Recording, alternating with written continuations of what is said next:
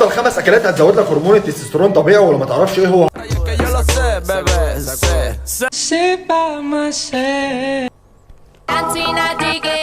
شوف كتير قوي فيديوهات بنفس المنظر، اكلات بتزود هرمون الذكوره. مفيش الكلام ده والله يا جماعه خالص. اولا الكلام ده مش موجود خالص، واي فيديو بتلاقي عليه الحوار ده تجاهله تماما. في اكلات بس الاكلات دي قليله جدا بتزود هرمون الذكوره بصفه مؤقته، ما بتزيدش عن ربع نص ساعه وبينزل تاني معدلاته الطبيعيه. طب ايه هي معدلاته الطبيعيه؟ انت كشخص طبيعي عندك دوره التست بتمشي 7 ايام ك7 ايام في الاسبوع. فاول يوم وتاني يوم عندك بتطلع 10 15%، تبتدي تالت يوم تطلع ل 30 وهكذا وهكذا لغايه ما سابع يوم بتوصل ل 40%.